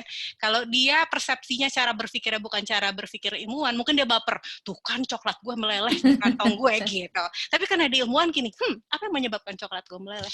Akhirnya microwave ditemukan. Jadi itu yang menarik sih, dan di Gojek kita beneran berusaha punya persepsi sebagai ilmuwan dan bukan cuma sebagai seorang pekerja gitu kan. Jadi that's culture. Bangunnya mudah nggak? Nggak mudah, apalagi kalau itu sesuatu yang baru. Apalagi di Indonesia kan kebanyakan mindset cara berpikir orang Indonesia tidak seperti itu. Jadi untuk membantu orang-orang Indonesia yang bisa nggak ya, caranya gimana gitu kan, kayak out of the box itu bukan hal yang normal di sini. Normal gitu. Padahal kita sering nge-hack kan, kayak cerdikiawan gitu kan. Jadi bagaimana membuat itu lebih produktif, tapi seru. Seru akhirnya karena culture, kalau lo ngelihat orang terus yang gila, ini sosoknya keren. Akhirnya lo kebawa mengikuti role modeling gitu kan. Jadi itu serunya di culture sih. Nah, hubungannya sama how to balance life, matilah aku. ini pertanyaan yang menarik banget karena gue sampai di titik di mana you know what, buang aja deh pertanyaan ini pertanyaan. Jadi gue akhirnya setiap kali ada pikiran dan pertanyaan, gue bilang gini, ada pikiran yang berguna, ada pikiran yang nggak berguna. Ada pertanyaan yang berguna, ada pertanyaan yang nggak berguna. Karena kalau nanya how to balance life, ya mungkin hidup nggak perlu di-balance gitu. Kayak naik come up with a different question, ilmuwan kan. Oke, pertanyaan hipotesa ini kayaknya tidak membantu gitu kan. Pertanyaan hipotesa apa yang bisa membantu gue gitu kan. Mungkin pertanyaannya di masa krisis ini lebih yang gimana supaya gue nggak gila. Gitu aja gitu kan. Dan gue ingat momen banget gitu ya, beberapa bulan yang lalu gue kayak yang stresnya membalance ini semua. Terus gue nyampe kantor pagi-pagi, duduk di sofa, untung gue datangnya pagi sendirian gitu kan, terus tiba-tiba gue nangis di sofa. Terus yang, ini tekan banget nih gitu kan ya, terus gue mesti melakukan. Nah mungkin karena sebagai perempuan itu kan kita punya keinginan untuk melakukan segala hal sesuatu tuh perfect. Kalau gue nggak melakukan ini dengan sebaik mungkin, tandanya gue belum melakukan ini sebaik mungkin gitu kan. Terus akhirnya jadi ngejudge diri sendiri. Dan jadi satu hal yang akhirnya gue harus tanamkan ke diri gue sendiri, no, don't look for perfection. Progress over perfection every single time gitu kan. Jadi progress not perfection. Karena itu yang pertama. Terus yang kedua, karena ini seru banget gue pernah ikut seminar gitu kan, dimana di semua seminar itu ada pria dan wanita. Terus semua laki-laki disuruh keluar sama instrukturnya, pokoknya semua yang pria keluar dulu, terus yang wanita-wanita semua dikumpulin. Terus instrukturnya bilang gini, oke, gue nggak mau laki-laki denger ini khusus untuk para perempuan-perempuan aja. Gue mau nanya, kapan terakhir kali lo berterima kasih ke diri lo sendiri? Wih, semua perempuan di dalam tuh nangis gitu kan. Karena ya kita orang yang paling jahat ke diri kita sendiri gitu kan. Kita akan melakukan semuanya untuk orang lain. Lihat dong Bu Risma, ya ampun, gue tadi ngeliat denger Bu Risma, gue pengen gue peluk, sini Bu Risma, apa yang bisa gue bantu gitu kan. Kayak, no, you don't have to do this alone gitu. Dan akhirnya menjadi harus komitmen diri kita sendiri, apa yang bisa gue janjikan untuk diri gue sendiri, apa yang bisa gue komit ke diri gue sendiri ketika 80%, 90% hidup gue untuk orang lain. Kalau gue cuma punya 10% untuk diri gue sendiri, apa itu gitu kan. Jadi gue ngelihatnya bukan lagi ingin ngebalance hidup gue, tapi lebih punya boundaries.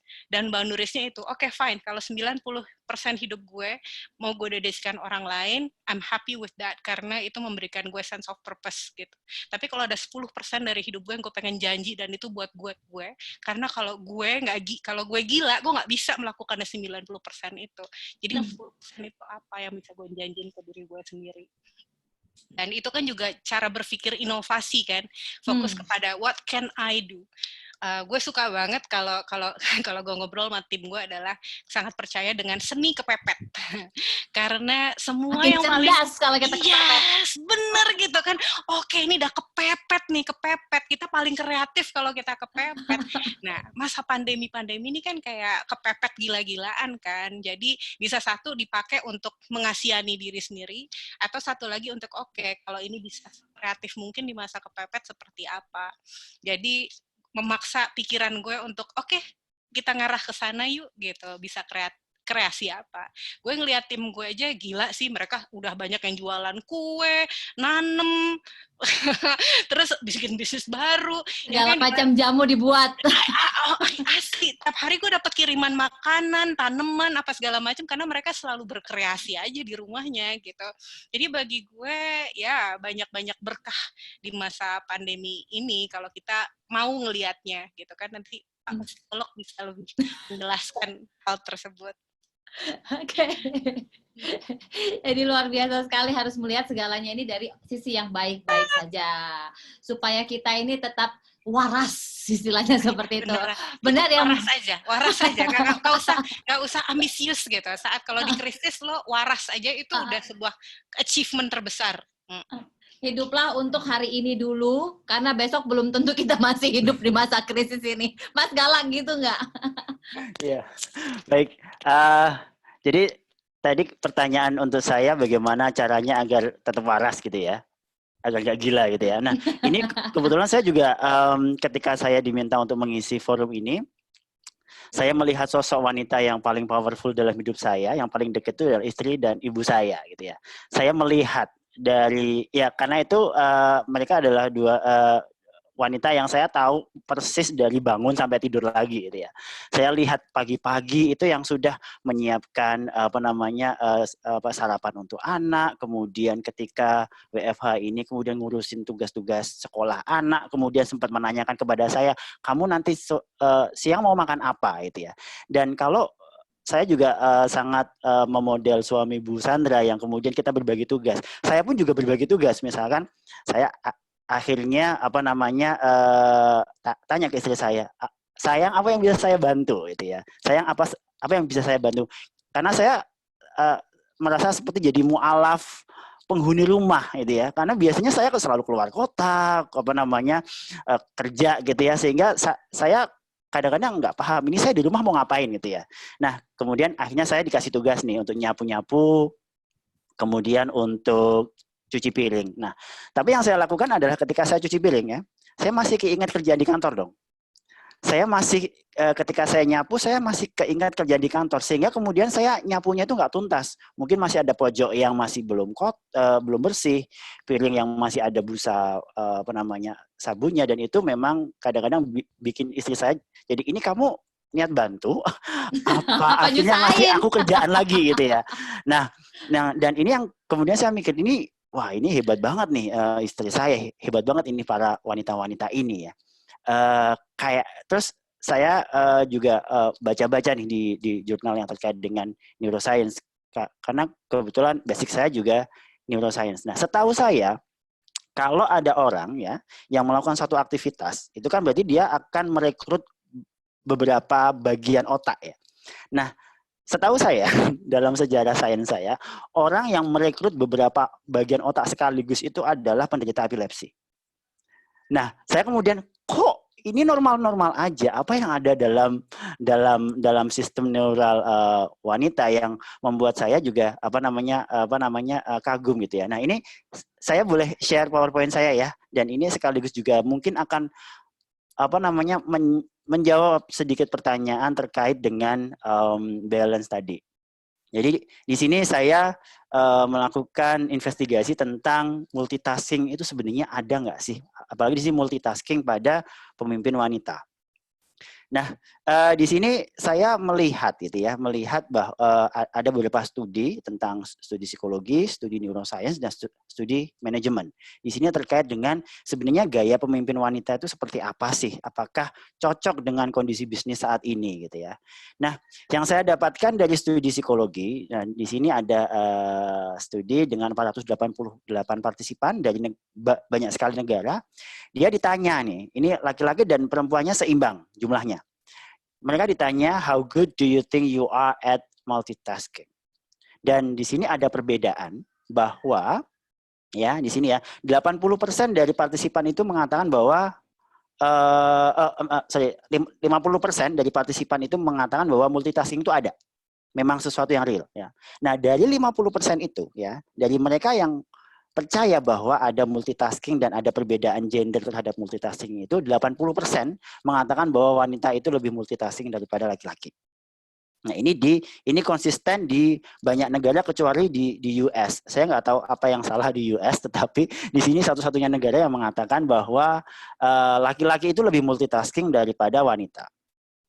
Nah, kemudian pertanyaan lanjutan adalah berapa jam yang laki-laki dan perempuan itu habiskan untuk mengerjakan tugas multitasking. Nah, ternyata terlihat di sini bahwa wanita itu melakukan tugas multitasking yang jauh lebih banyak daripada laki-laki. Ya. Nah, kemudian pertanyaan ketiga, ya. Nah, ini sudah mulai di-challenge nih, baik partisipan laki-laki dan perempuan ya. Siapa yang menurut kalian itu lebih multitasking ya? Kalau nilainya positif itu berarti condong ke wanita. Kalau nilainya negatif itu condong ke laki-laki. Dan bisa dilihat di sini kalau dari grafik adalah baik laki-laki dan perempuan responden mengatakan bahwa wanita itu multitasking. Jadi sepertinya ada popular belief bahwa memang wanita itu adalah multitasking. Nah, kemudian si peneliti kan penasaran nih. Oke, ketika responden ngomong nih wanita lebih multitasking, sebenarnya definisi multitasking itu apa sih menurut mereka? Nah, ini contoh-contohnya ada seperti ini yang biru ini ya, memberi makan anak dan sambil menjawab telepon gitu ya. Ini adalah image yang sangat stereotypical tentang wanita multitasking adalah dia sedang mengerjakan tugas kantor sambil menggendong anak. Itu kalau kita Google ya, googling di mengetik wanita multitasking, biasanya gambarnya adalah wanita menggendong anak sedang telepon, wanita menggendong anak sedang main laptop. Ya, itu adalah stereotipikal tentang multitasking. Nah, dan kemudian saya mencoba untuk menggali lebih jauh lagi. Kalau dari psikologi ya, dia bilang bahwa wanita lebih multitasking. Sekarang dari neuroscience gimana itu ya? Nah, kalau dari neuroscience itu dia melihat mengetes fenomena multitasking dari setting lab. Jadi yang definisi dari multitasking itu menurut dia, menurut ahli-ahli neuroscience ini adalah mengerjakan banyak tugas ya, entah itu bersamaan atau hampir bersamaan, sehingga bagian-bagian otaknya itu teraktivasi nyaris bersamaan. Jadi intinya dia melakukan banyak sekali tugas dalam waktu bersamaan atau hampir bersamaan. Nah, yang ini kemudian kalau di laboratorium yang di cara menguji cobanya adalah dengan dual task atau dengan switching task. Dual task itu jadi kayak di layar komputer ada dua objek ya, yang di sebelah kiri itu adalah partisipan diminta untuk menerka bangun. Misalkan shape-nya misalkan ini lingkaran atau tidak itu ya. Nah, di sebelah kiri itu dia disuruh menerka warna, sehingga dalam satu waktu yang bersamaan dia harus pay attention dengan dua objek ini. Itu ada dual task, di mana satu ngomongin tentang bangun, satu lagi ngomongin tentang warna. Nah, kalau switching task ya ini berbeda. Kalau di switching task ini itu ada satu rangkaian di mana tiba-tiba bisa muncul pertanyaan tentang bangun ya, dan tiba-tiba bisa muncul pertanyaan tentang lingkaran. Dan ini switching task ini adalah salah satu tugas yang menurut saya bisa untuk merepresentasikan multi roles pada sebuah peran gender. Karena dia harus gonta-ganti konsep kan. Oh, ini adalah bangun. Oh, ini adalah warna. Nah, dengan menggunakan paradigma ini ternyata ada penelitian. Ini cukup kontroversial menurut saya. Dia menemukan bahwa multitasking ada, tetapi wanita tidak jauh lebih baik daripada laki-laki dalam multitasking. Tapi malangnya wanita itu diberikan tugas multitasking lebih banyak daripada laki-laki. Jadi kalau saya melihat di sini ada wanita menjadi korban popular belief bahwa wanita lebih multitasking, ya udah dikasih kerjaan ini mereka bisa kok. Padahal studi menunjukkan bahwa tidak ada perbedaan. Saya Husia. Terima kasih bahwa sudah diberi kesempatan untuk bisa gabung. Ya, yang dilakukan oleh, saya sepakat dengan tadi narasumber mengatakan bahwa semangat kami sebagai masyarakat itu terletak kalau secara hukum di pasal 15 Undang-Undang Penghapusan Kekerasan dalam Rumah Tangga, bahwa masyarakat wajib melakukan upaya. Oke, saya teruskan. Saya teruskan ya. Kayaknya salah kamar tuh ya. Oh, salah kamar. Kita hapus saja ya. Baik, saya teruskan ya. Jadi ternyata kalau dari performance di di studi di laboratorium mengatakan bahwa sebenarnya multitasking itu ada, tetapi wanita tidak jauh lebih baik daripada laki-laki. Nah, kemudian saya tetap merasa ini kayaknya jawabannya belum tuntas, ini ada sesuatu yang perlu saya kejar, sehingga kemudian saya melihat ada satu studi lain yang melihat, kan tadi sudah dijelaskan bahwa laki-laki sama perempuan sama-sama multitasking nih, tetapi apakah proses mekanisme sarafnya itu berbeda? Dan kemudian di sini terlihat bahwa ini sangat-sangat teknikal, tidak perlu dipikirkan panjang gitu ya, karena ini juga mau buka itu ya. Nah, yang di sini yang terlihat adalah dalam tugas-tugas yang multitasking, wanita itu lebih menunjukkan kapasitas lebih dari sisi verbal. Sedangkan laki-laki menunjukkan kapasitas lebih dari sisi spasial. Spasial itu kayak letak, posisi, teknikal. Dan ini menjadi masuk akal ketika saya mengkorelasikan dengan studi sebelumnya yang menanyakan tentang persepsi ya. Dan ketika si subjek, ini studi yang terpisah, ditanyain, emang tugas multitasking itu yang seperti apa sih? Nah, ini yang paling tinggi adalah menjadi guru, menjadi sekretaris, menjadi housewife, dan lain sebagainya. Yang paling rendah adalah carpenter, cleaner. Dan kalau kita lihat yang top position, itu adalah tugas-tugas yang membutuhkan kemampuan verbal. Jadi inilah mengapa kemudian wanita menjadi sangat powerful di sini, karena kemampuan verbalnya jauh lebih bagus daripada laki-laki. Dan ini kemudian menuju pada pertanyaan sebenarnya tipe kepemimpinan wanita itu yang seperti apa sih yang cocok gitu ya. Nah, dari ada studi meta analisis, jadi di meta analisis ini dia melihat dari berbagai macam studi, dia menunjukkan memang wanita ini memiliki secara umum loh ya, tipe kepemimpinan yang kolaboratif dan empowering style. Jadi kemudian wanita-wanita ini adalah dia memang punya kekuatannya adalah kolaboratif ya. Makanya kemudian ketika mereka bisa juggling many jobs at the same time, karena mereka ini memiliki kemampuan untuk mengkolaborasikan tugas satu dengan tugas lain, dan kemudian mendelegasikan dengan orang, kemudian membangun hubungan yang baik gitu ya. Dan kebetulan juga dalam studi literatur manajemen terkait dengan tipe kepemimpinan yang mutakhir, ini tipe kepemimpinan yang paling dibutuhkan saat ini adalah tipe kepemimpinan transformasional dan servant leadership. Kepemimpinan transformasional itu adalah kemampuan pemimpin untuk membuat bawahannya ini bisa lebih bagus daripada yang sekarang, to transform. Jadi pemimpin yang membuat bawahannya itu lebih bagus lagi ya. Sedangkan servant leadership adalah tipe pemimpin yang menganggap atau orang-orang yang bekerja dengannya itu adalah sosok klien yang harus dia kembangkan. Dan ini dua tipe kepemimpinan yang saat ini dibutuhkan oleh banyak sekali organisasi. Ini membutuhkan tipe kolaborasi dan partisipatif. Dan ini makanya makanya nggak heran ketika kemudian saat ini banyak sekali muncul pemimpin-pemimpin wanita yang handal, karena memang dunia bisnis organisasi memang membutuhkan tipe pemimpin yang seperti ini. Nah, kemudian terkait dengan tipe pemimpin wanita, terus apa yang dibutuhkan dari mereka gitu ya.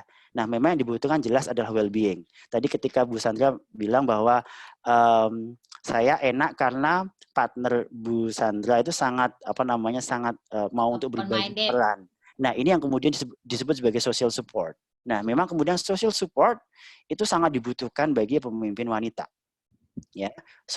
Social support baik itu di keluarga, social support di organisasi, equity antara pemimpin laki-laki dan pemimpin wanita itu sangat-sangat dibutuhkan. Tapi studi ini di India ini menunjukkan bahwa social support itu tidak akan berhasil untuk semua orang. Ya. Tidak akan berhasil untuk semua. Oh ya, oke.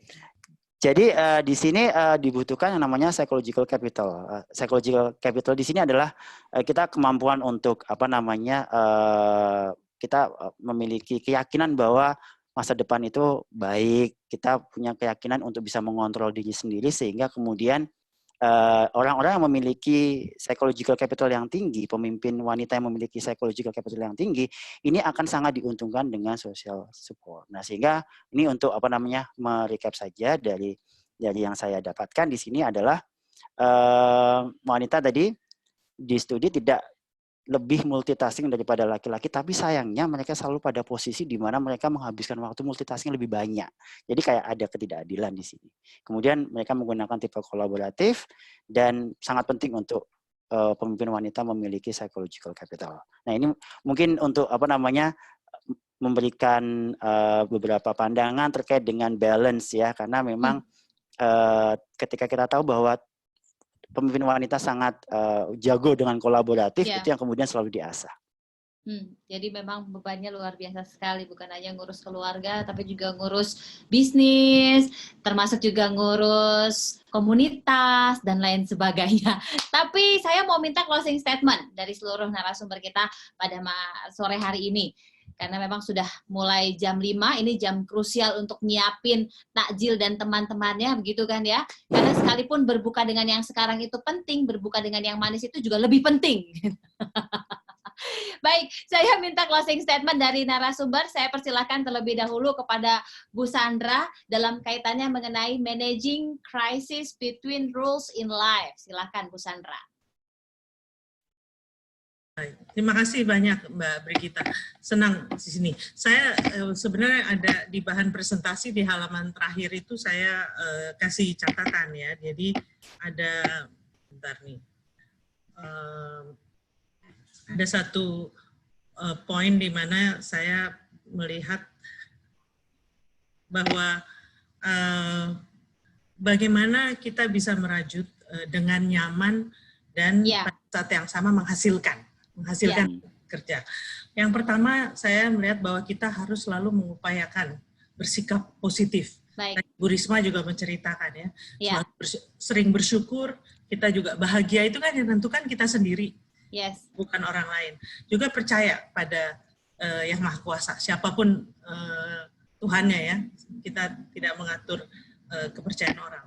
Yang kedua, ada keseimbangan antara kerja profesional, keluarga, dan juga hidup bermasyarakat, dan hobi yang menyenangkan. Kita harus tahu apa yang membuat kita senang. Nah, yang ketiga, merawat semangat belajar. Jangan berhenti belajar, terus belajar. Yang keempat, perjelas tugas pokok. Nah, ini udah masuk ke dunia kerja. Kita boleh mengerjakan banyak hal, tapi kita harus jelas apa tugas-tugas pokok kita, dan itu harus kita kerjakan dengan baik. Dan yang terakhir, ada pertanyaan sebenarnya mengenai stress management di TOR ya. Kita harus paham apa penyebab stres dan bagaimana kita menangani kalau kita stres. Dari situ kita lebih bisa balance dalam beberapa pekerjaan, beberapa peran. Begitu Mbak Gita. Terima kasih Bu Sandra. Ning Sandra, geser Ning Tika, singkat-singkat saja silakan. Sudah pada yang pamit, banyak yang pamit soalnya. Oke, aku cepat aja. Selain practicing mindfulness, belajar aja Google apa itu mindfulness, tapi satu, ketika stres, ketika nggak tahu mesti ngapain, ingat bahwa kita selalu punya pilihan. Dan pilihannya itu adalah fokus, lo boleh milih. Lo mau pilih fokus kepada apa yang lo miliki atau tidak miliki. Lo mau fokus apa yang lo bisa lakukan atau tidak lakukan. Lo mau fokus kepada hal yang lo bisa kontrol atau tidak kontrol. Lo mau fokus ke masa lalu, masa depan, atau ke masa sekarang. Karena apapun yang lo fokuskan, itu yang akan mengembang. Jadi tergantung pilihannya, fokus ke yang mana. Ya, gitu ya. Selalu punya pilihan. Dan jangan sampai salah memilih. Ya boleh aja sih. Takjil nanti sore ya. Mas Galang silakan singkat saja. Baik, kalau saya sebenarnya lebih ke arah kita tahu bahwa kita harus selalu positif ya, dan kemudian yang paling penting adalah kehadiran social support. Jadi kita harus tahu kapan kita membutuhkan bantuan gitu ya, karena kita nggak bisa sendiri ya, entah itu teman kita, pasangan kita, atau anak kita gitu ya. Kita harus tetap positif dan harus selalu mencari social support ketika kita membutuhkan. Baik, terima kasih seluruh narasumber. Saya akan mengundang seluruh partisipan untuk menyalakan kameranya. Kita akan foto sama-sama sebagai bukti otentik kita sudah melaksanakan webinar pada siang hingga sore hari ini. Boleh kita akan foto sama-sama. Halo, tiba-tiba ada suara-suara. Iya, apa kabar? Sudah mulai baik. Ya. Terima kasih. Halo. Sudah bergabung. Kita akan foto sama-sama. Terima kasih kepada seluruh partisipan yang sudah setia. Sampai saat ini masih ada 179 partisipan yang setia mendengarkan seluruh narasumber Cak Daning sekalian. Dan tentunya ini merupakan hal yang menyenangkan karena bisa berbagi informasi. Tadi juga ada Bu Risma yang sharing bagaimana kemudian untuk manage crisis. Karena kalau kita lihat kondisinya sekarang ini memang berat kehidupan, konon kabarnya, begitu kan ya. Tapi beratnya kehidupan ini mungkin belum seberat badan saya. Udah didengerin ternyata zong. Biasanya kalau sudah dekat-dekat buka puasa itu makin lucu orang-orang. Ya, sudah selesai fotonya. Ini saya sebelum menutup ada pengumuman terlebih dahulu. Boleh saya di-share PowerPoint-nya? Mas Rean, ini kaitannya mengenai pelaksanaan sejumlah kegiatan, mulai dari nyangkul istilahnya tadi. Nah, ini ada cangkruan online, Cangkul ITS, How to Influence. Jadi kalau hari ini kita belajar dari SPV-nya Gojek, kemudian dari Komnas HAM, dari psikolog, termasuk juga dari Bu Risma. Nah, ini juga ada kegiatan yang bisa diikuti di tanggal 17 Mei. Influence and Deliver Ideas. Nanti ada Rahadian Dewandono, Cak Dewa, yang merupakan lulusan dari teknik informatika. Dan ada satu lagi kegiatannya, MIDA. Coba tolong digeser, up. Manakah MIDA? Nah, ini untuk seluruh alumni ITS. Jadi jangan lupa untuk bergabung di MIDA, Manajemen Informasi Database Alumni ITS. Jadi ini untuk para partisipan yang merupakan alumni ITS, termasuk saya. Untung saya sudah daftar. Baik, sudah cukup. Terima kasih dan saya akan mengundang Ketua Panitia Ning Vivit Devianti untuk berkenan menutup rangkaian acara kita pada sore hari ini. Monggo, Ning Vivit. Wah, terima kasih. Terima kasih semua kepada para seluruh narasumber. Bisa dengar suara saya, Ning? Dengar, dan saya masih bisa melihat riasan wajahnya yang cantik jelita dengan kebayanya. Ini make up-nya dari tadi subuh, saudara-saudara. Ini akhirnya setelah 2 bulan baru pakai foundation sekarang gitu. Kalau ibu-ibu pasti paham. Baik, terima kasih yang luar biasa kepada seluruh narasumber, kepada Ibu Ika Aristiwidya, Ibu Sandra Yati Moniaga, kepada Bapak Galang, dan Ibunya Aris Roboyo yang sudah leaving duluan, dan tentunya kepada moderator yang luar biasa, Ning Brigita Manohara.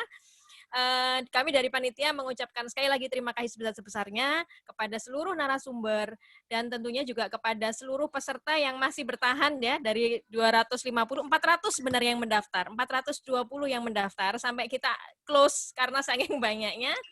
Kemudian yang sekarang masih 150-an ya. Ini ibu-ibu multitasking, ini bukti bahwa ibu-ibu live karena multitasking nyiapkan tadi takjil. ada bapaknya juga yang sambil ngurus anak.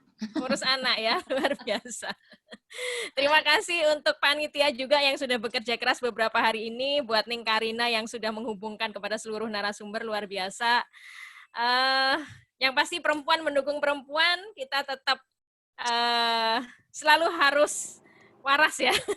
Saya ingat pesannya Ning Bu Ika ya, harus tetap mindfulness. Dari Ibu Sandra juga kita harus tetap merajut keberagaman pastinya dengan berbagai, maksudnya merajut berbagai peran, dan juga dari Pak Galang kita tetap stay healthy, menjaga hormon-hormon kita. Luar biasa, terima kasih seluruh peserta, seluruh narasumber, seluruh pendukung yang kelihatan maupun nggak kelihatan. Terima kasih. Mohon maaf kalau ada kekurangan ya. Mohon maaf. Nanti kita ada form feedback juga. Peserta mohon memberikan masukan kepada kita untuk perbaikan kita ke depan. Terima kasih. Baik, terima kasih Ibu Ketua Panitia yang berhari-hari tidak tidur. Untung kali ini dia tidak pakai background-nya yang membuatnya tidak kelihatan kalau dia main Zoom. Baik, terima kasih seluruh narasumber. Mbak Ika, matur nuwun sangat. Kemudian Bu Sandra, terima kasih Mas Galang, matur nuwun, dan seluruh partisipan, Cak Daning sekalian. Jangan lupa untuk mengikuti acara-acara kami selanjutnya. Dan semoga seluruh amal ibadah kita di sepanjang hari ini diterima oleh Allah Subhanahu wa Ta'ala, dan tentunya tetap sehat, tetap waras. Semoga semuanya jadi pahala kita semua. Kita boleh tutup dengan salam juga ya. Salam ITS ada kan? Yang ITS mana nih? Viva! Hidup ITS! Terima kasih. Wassalamualaikum warahmatullahi wabarakatuh. Selamat sore, Om Santi Santi Santi Om. Selamat sore semua. Selamat sore, terima kasih semua.